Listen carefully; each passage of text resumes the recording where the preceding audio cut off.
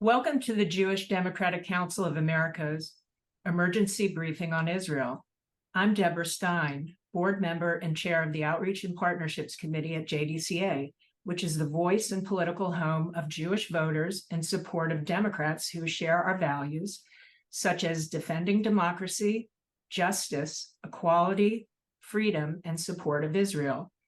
In the aftermath of the worst single-day massacre of Jews since the Holocaust, Democrats, starting with President Biden, have stood staunchly with Israel, including our distinguished speakers today, Nevada Senator Jacky Rosen and Congresswomen Kathy Manning of North Carolina and Debbie Wasserman Schultz of Florida. We're incredibly grateful to their steadfast leadership, along with that of President Biden and the overwhelming majority of Democrats in the Senate and House, whose commitment to the U.S.-Israel relationship has been unwavering at a time when it matters the most. Today marks the third week of JDCA's briefings responding to the crisis in Israel. We'll continue to convene with elected officials and experts every Wednesday at 9 a.m. Pacific time and 12 noon Eastern time. So mark your calendars now for next week's event. And thank you for making JDCA your political home for Jewish voters in support of Democrats who share our core values. I'll now turn it over to JDCA CEO Haley Soifer to introduce and moderate a conversation with our first guests, Congresswomen Debbie Wasserman Schultz and Kathy Manning. Haley? Thanks, Deborah. As the first Jewish woman in Congress from Florida, Congresswoman Debbie Wasserman Schultz has an extensive record fighting anti-Semitism and standing with American Jews, and leading the national effort to declare May as Jewish American Heritage Month. Recently, Congresswoman Wasserman Schultz visited Israel in the immediate aftermath of Hamas's brutal terror attack and led colleagues in standing in solidarity with Israel at the Capitol. Congresswoman Kathy Manning is also a staunch ally of Israel and the Jewish community. As the first woman to serve as chair of the Jewish Federations of North America, Representative Manning has an extensive career fighting on behalf of and with the Jewish community. In her current role as co-chair of the House Bipartisan Task Force for Combating Anti-Semitism, Congresswoman Manning has devoted countless hours to fighting hatred targeting Jews. She, along with Congresswoman Wasserman Schultz, are tireless advocates for Israel in Congress. We thank both Congresswomen for joining us. However, they are not yet with us.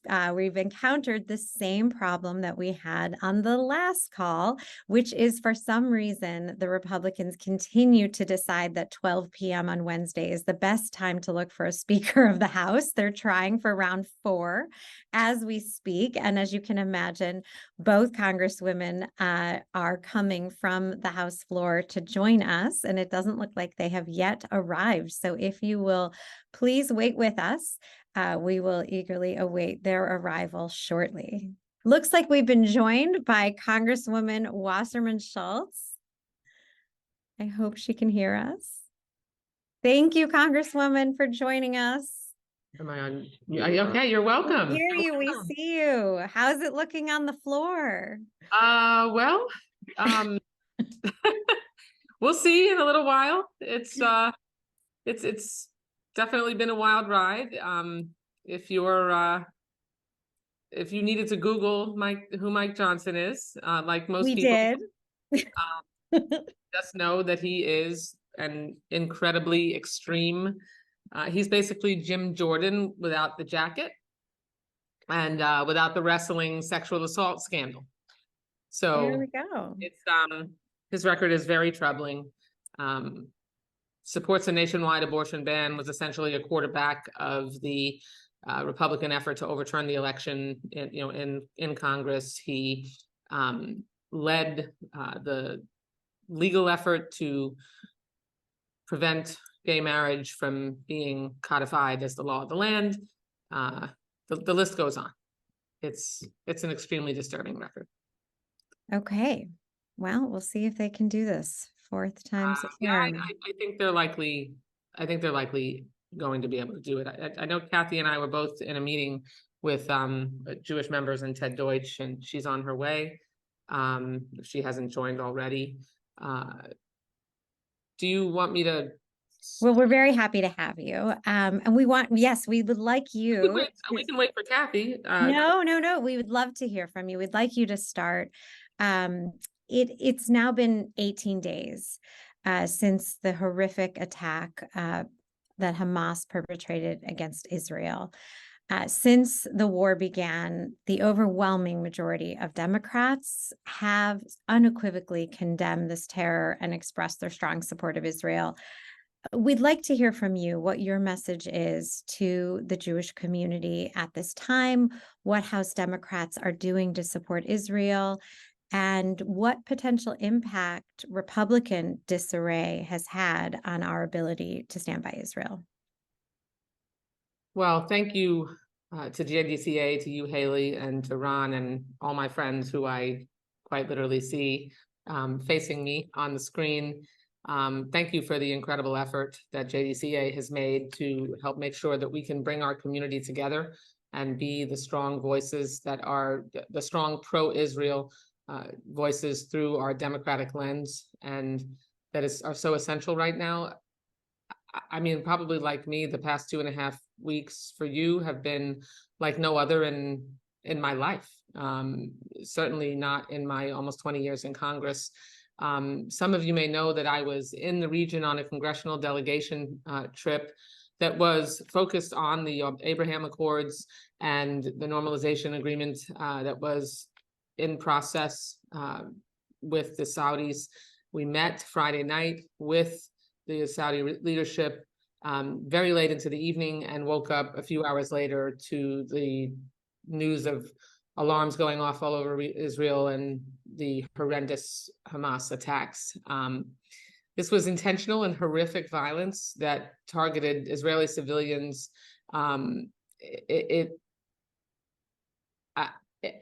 I have cried a portion of every single day since that time.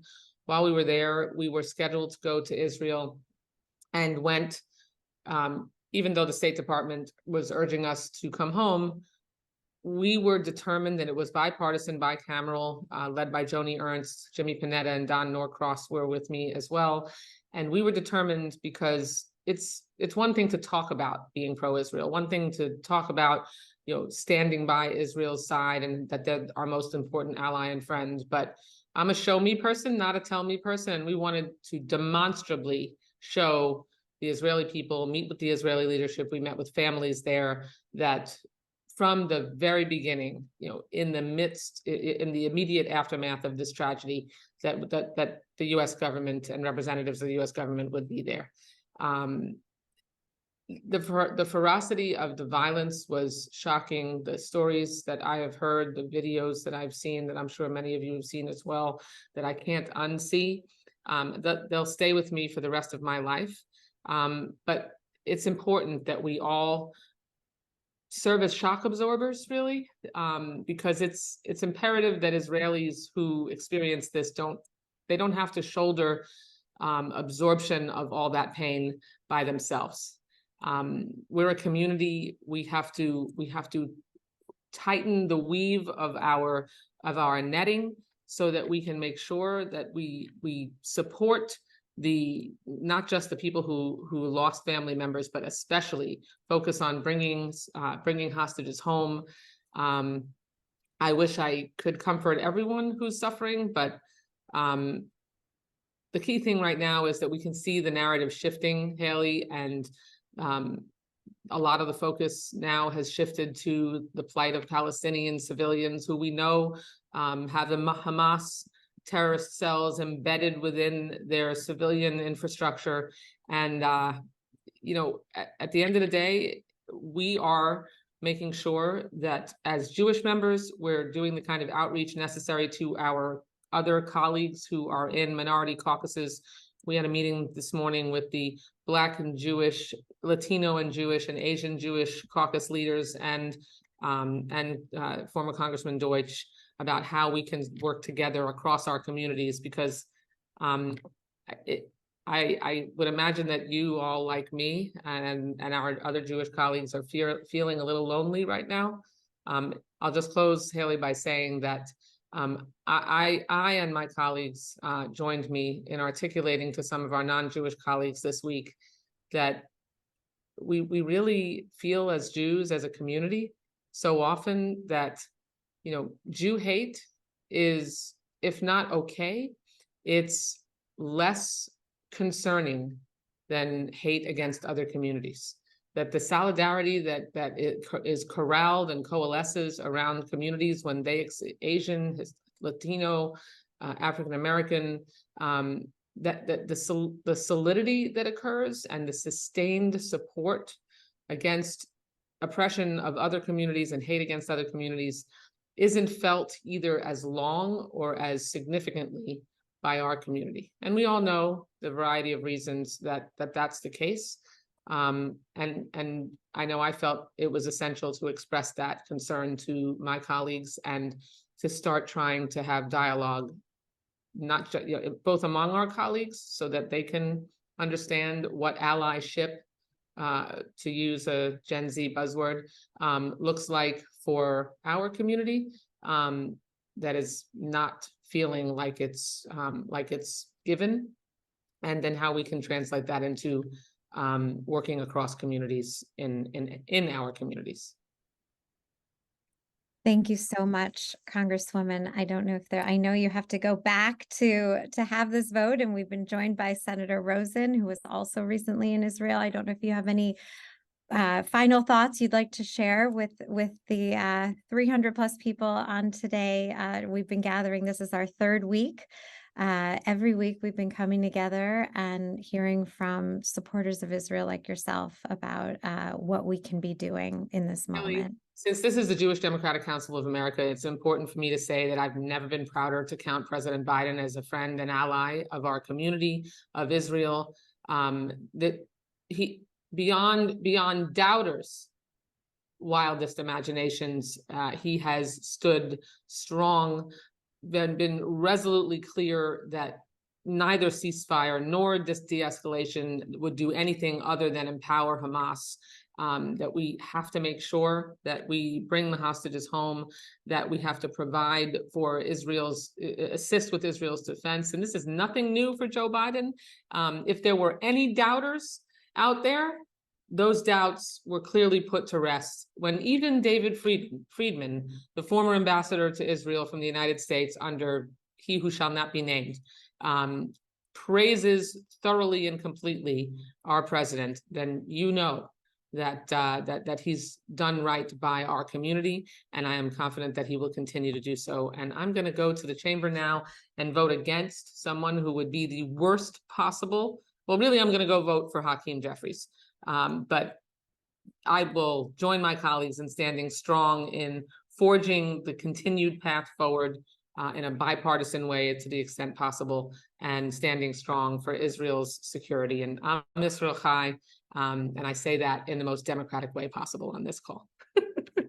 Thank you so much for your leadership. We're with you in that vote for Hakeem Jeffries. And thank you so much for everything that you do each day on behalf of our community and Israel. Take it away, Senator. Thank you. I will now turn it over to JDCA board member Ada Horwich to introduce Senator Rosen. Ada. It's my pleasure and fortune to introduce my friend and the United States Senator Jacky Rosen, who is a longtime friend of JDCA.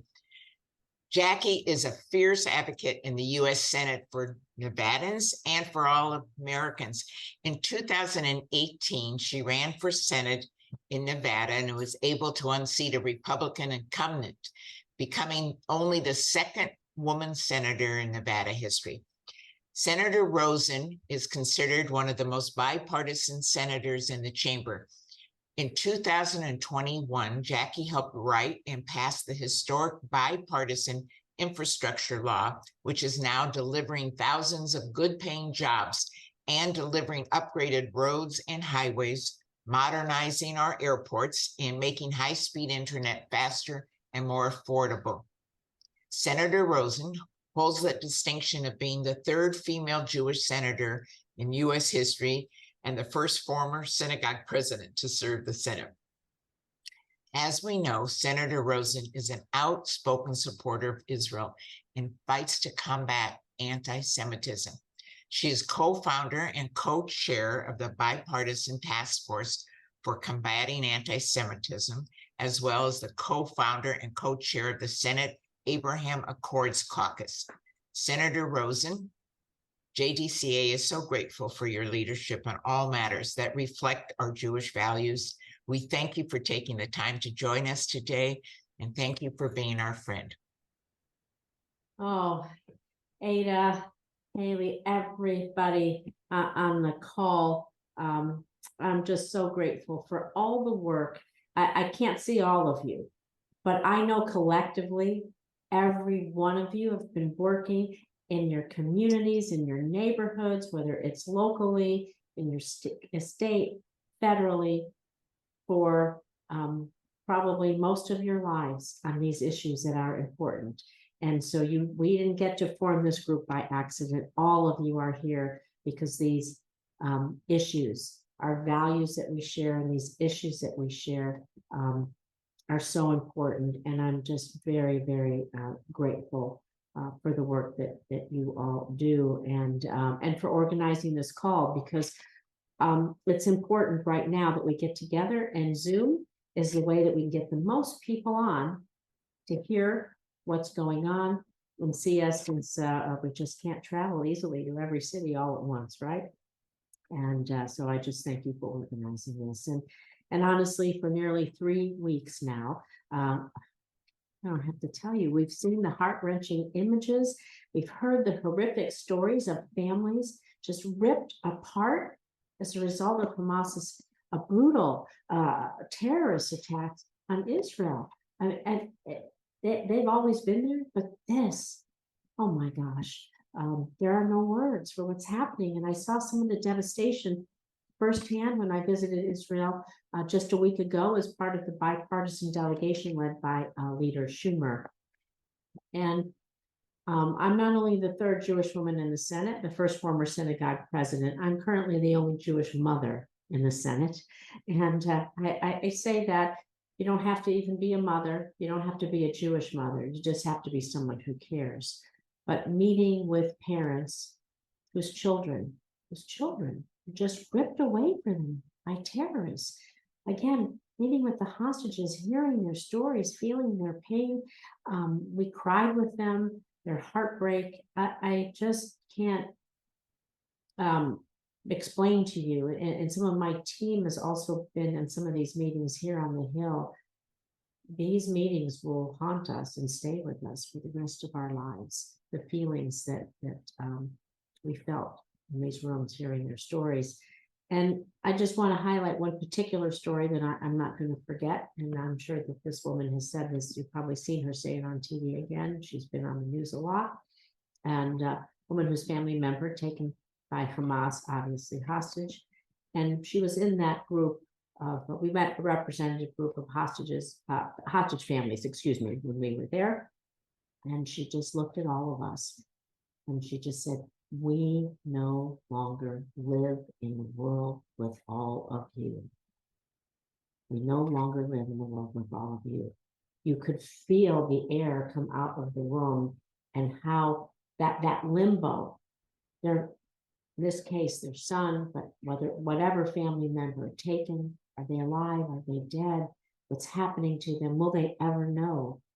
They walk in a world, they live in a world, maybe they'll always live there. They don't know that they don't live in the world with all of us. It was haunting. It was frightening. It was moving. I don't even sure I have all the right words to explain what it felt like. I hope I never walk where they walk, and we have to do everything we can to bring their loved ones back every day for them, every moment and eternity. And so thanks to the work of the United States, Israel, other partners, I know we've seen public reporting, working around the clock. Some, just a fraction, some of the hostages have been freed, returned to their families, but we still know that more than 200 hostages remain, more than 200. And I can tell you that I'm doing everything in my power to make sure that these families are made whole again, and that every hostage is returned to Israel.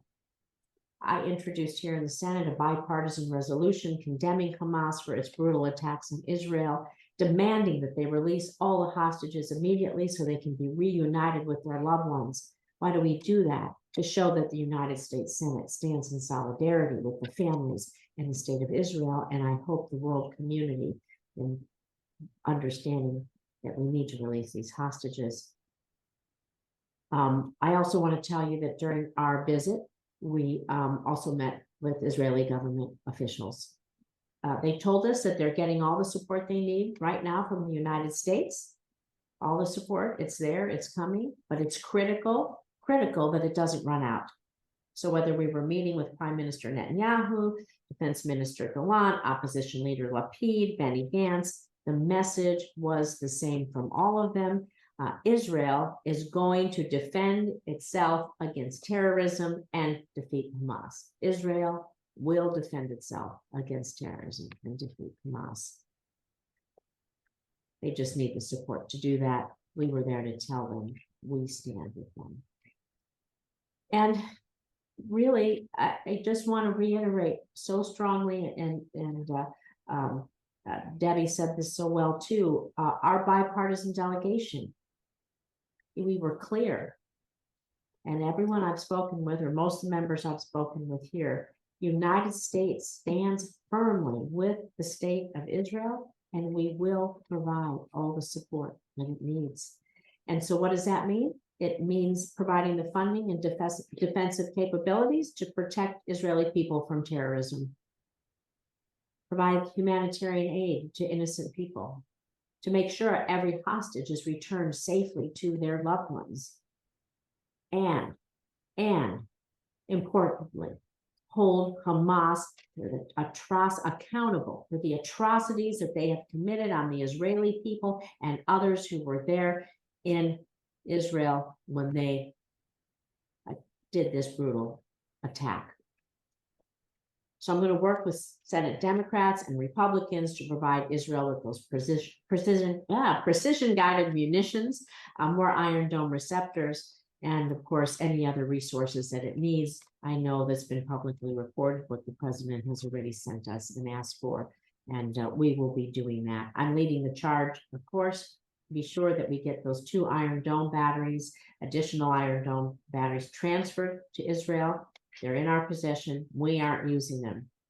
By providing these batteries to Israel, this is going to save lives, significantly enhance Israel's ability to shoot down incoming rocket fire from wherever it's coming from, north and south. It just gives them more capability.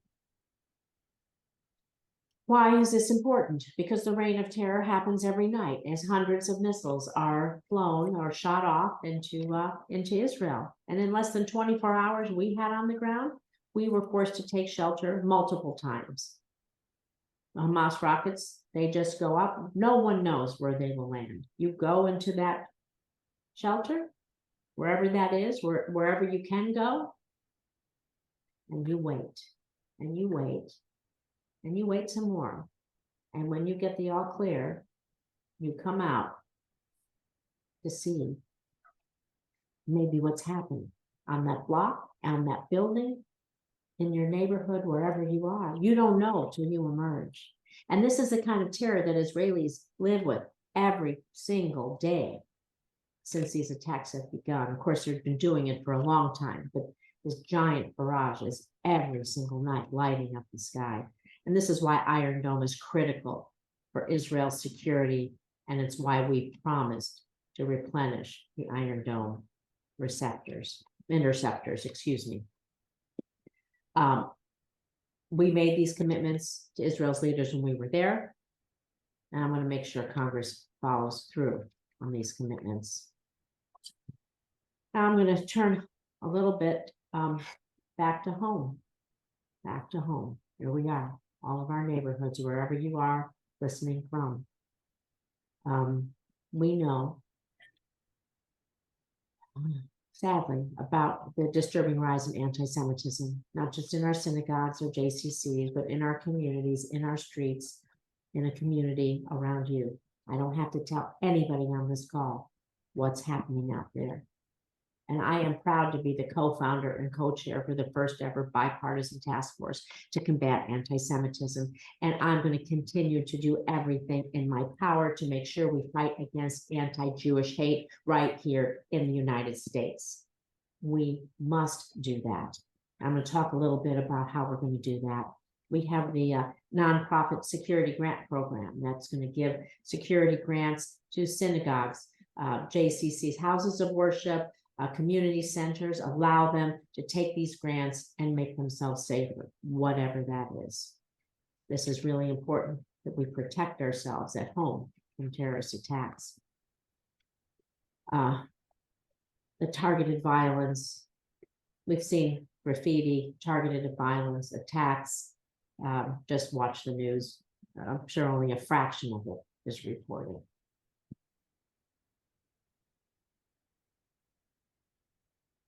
There are other things that we have to do when we think about college campuses.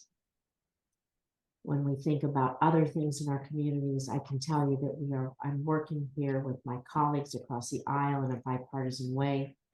Be sure that in every way, whether it's a resolution or bills or just education, we will move on. And so I'm just going to end with this. I'll tell you what I said when I was speaking to Israel last weekend and in the Senate when I returned. History has shown what happens when the world abandons the Jewish people. History has shown what happens when the world abandons the Jewish people. We cannot let that happen. America will never abandon Israel. And I will finish with what everyone else does too. Yisrael Chai, and thank you for your work.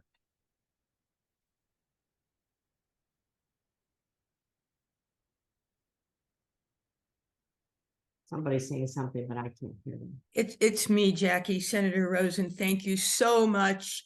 Thank you for being here today with JDCA and for being a constant voice for the Jewish community and for all Nevadans. As a past synagogue president and a member of our Jewish community, you know better than anyone the challenges that we're all facing in our local Jewish communities with the rise of anti-Semitism in response to global events in Israel. Your steadfast leadership over these past few weeks, both here in Nevada and for Jewish communities around the globe, is so appreciated. I'm so proud and thank you again. I would like now to welcome back JDCA CEO Haley Seufer and Rep Manning. Thank you so much. Thank you. Haley? Thank you so much, Senator Rosen. Thank you, Margie. And we are very happy to welcome our friend, Congresswoman Manning, who is just coming from the House floor where she voted. It looks like you're in a phone booth there. Okay, we know you'll have to return for the second vote, but we are grateful to have you join us, Congresswoman. We are also grateful for your leadership on behalf of the Jewish community and Israel in the House. I want to start by asking you what your message is for the Jewish community at this difficult time, 18 days after this horrific attack, and what Democrats are doing to support Israel in the House. So thank you, Haley. And yes, I am sitting in a phone booth. We are engaged in yet another speaker vote. It's hard to believe that we're doing this all over again. And so I will have to be called out to vote at some point, but I'm going to stick with you as long as I can. Since October 7th, I think this has been probably the most difficult time that I can remember that the Jewish community has experienced. And we are feeling it all across the country. We are definitely feeling it in Congress. And I can tell you, let me just say, I was extremely proud of the way President Biden spoke, the fact that he went to Israel immediately. His heartfelt speech was probably one of the most extraordinary speeches I've ever seen a president give, and even colleagues on the other side of the aisle took notice of how strongly the president stood with Israel. The speech that Secretary of State Blinken gave I thought was incredibly courageous, because he put a target on himself when he told the world that he was speaking as the American Secretary of State, as an American and as a Jew. And I think Secretary Austin has spoken so beautifully. So I just want to give credit to our leadership from the administration. In the House, I have never seen so many meetings of the Jewish members. And in fact, let me just tell you, we have been meeting nonstop. We've met with hostage families. We've met with representatives of the Israeli government. We yesterday had a meeting of the bipartisan task force to combat anti-Semitism. I am the lead co-chair on that meeting, and it was an extraordinary meeting. We were privileged to have Ted Deutsch come back. He finally completed his 1 year of separation, and he brought with him Erwin Kotler, Michal Kotler-Wunsch, and some of the hostage families. And so it was a meeting that had multiple purposes. But after we talked about the hostages, the Jewish members spoke to the non-Jewish members about how they have been feeling over the past however many days it is, 17, 18 days. And I will be honest with you, what you've seen in the press is what the Jews in Congress have felt, which is that the American Jewish community feels that it has been abandoned by the progressives. And that was expressed loud and clear by so many members of Congress, and it was heard by the non-Jewish members who were in the meeting. I am speaking on a daily basis with Jews on college campuses, and I'm also speaking with chancellors of universities who we believe have not spoken out strongly enough. So it has been a difficult time. We are doing everything we can to make sure that Israel feels supported, that the gruesome terrorism committed by Hamas is called out, and that Israel is supported in doing what it must to protect its people. What we're doing on the other things we're doing, I have drafted a resolution to condemn and combat anti-Semitism. When I can get back to the House floor and go over to the other side, I am going to make sure that my co-chair on the bipartisan task force, Chris Smith, signs on, because we want it to be a bipartisan resolution. And I am going to do everything I can to make sure we get as many Democrats as possible on this resolution and to get it brought to the House floor. There will be a bill to provide Israel with the funding and support it needs if we can elect a speaker. Let me just say that if any of you have questions about the latest candidate, Representative Johnson, I can only describe him as being Jim Jordan with a jacket. He is an appallingly extreme right-wing member. He is likely to get the support he needs and be the next speaker. And it is going to be a very difficult time for Democrats if he takes the speaker's gavel. I'm going to stop talking, because you may have intended to ask me more questions, but I just wanted to get everything out there before they call me back to vote. Well, we appreciate it very much. Thank you. We will ask a few more questions. I know that you'll have to run shortly, though, but you mentioned the assistance, and President Biden, in his address to the nation last week, talked about his request to Congress for $100 billion, some of which would be for Israel, some for Ukraine, some for border security. I believe it's an unprecedented $14.8 billion for Israel. So what is the trajectory on this? We know that you were one of the leaders in the House in 2021 when there was additional assistance requested for Israel. How can we pass this additional aid once, hopefully, the House does elect a speaker? It's going to be very complicated. I think we will have full-throated Republican support for the aid to Israel. We will have the vast majority of the Democratic caucus support the aid to Israel. We will have some on the far left who oppose the assistance to Israel. And I'm happy to talk to you about who they are, at least those who I know so far. We can expect that all of those who voted against the Iron Dome funding on the Democratic side to vote against this. There may be some others, and we are trying to work to explain to those on the far left that Israel, like any other country, has the right to defend its people, and that Israel's security is critical to the security of the broader region and, frankly, of the United States. So we will work as hard as we can. The complicating factor is that this is being tied right now to aid for Ukraine. And you've probably all seen that there is a growing isolationist movement among the Republicans. So I don't know how strong or how large that group is. And part of it will depend on what this new speaker does. But I thought that President Biden did a brilliant job comparing the need to defend, the need to assist Ukraine to the need to assist Israel. Both are democratic countries that are being attacked by entities that are trying to wipe them off the face of the map. And in Israel's case, it's a terrorist group that is dedicated to murdering Jews and destroying the state of Israel. Of course, with Ukraine, it's the the evil Russian oligarch Putin and his people.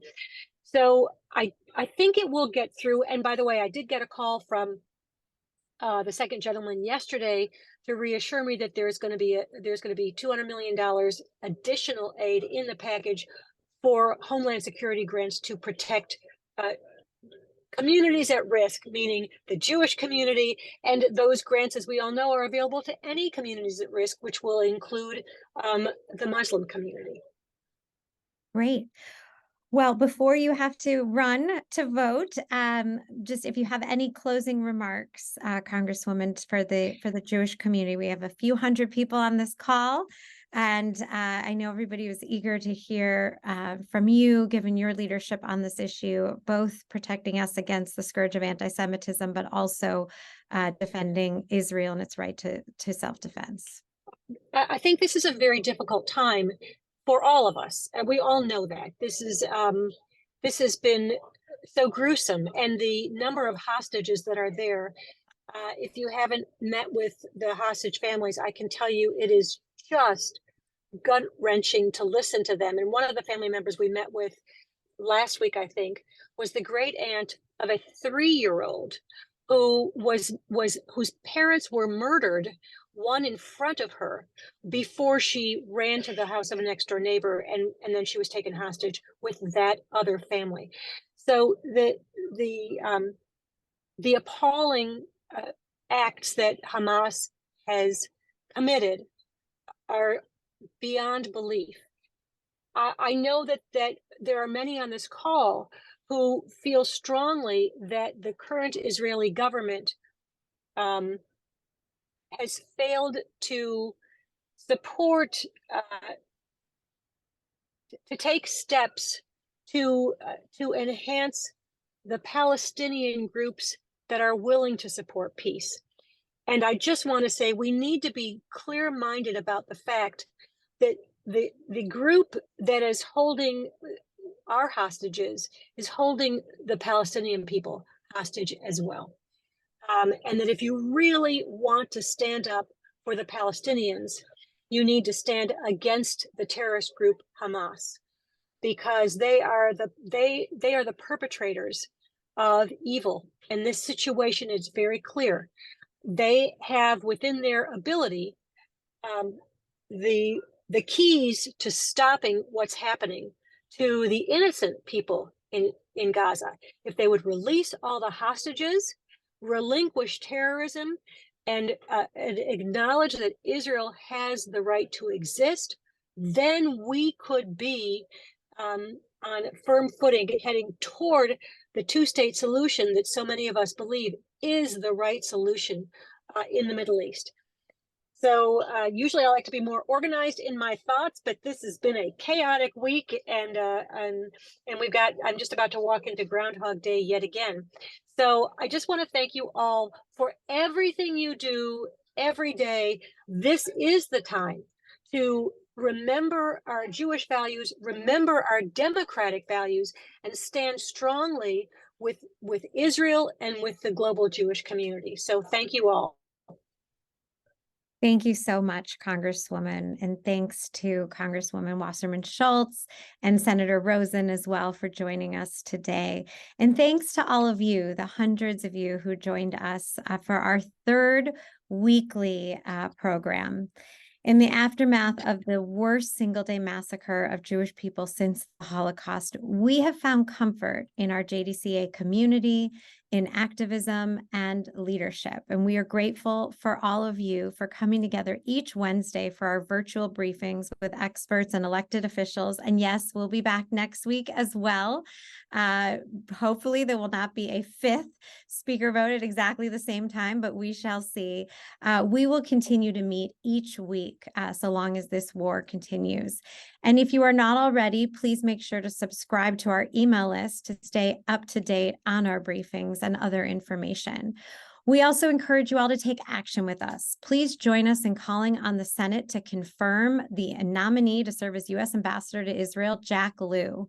We also have an action item urging Congress to fulfill the president's request for aid to Israel. You can find both links to these actions in the Zoom chat or at jewishdems.org. You can also send a letter to your member of Congress thanking Democrats for their leadership in this moment of crisis for Israel.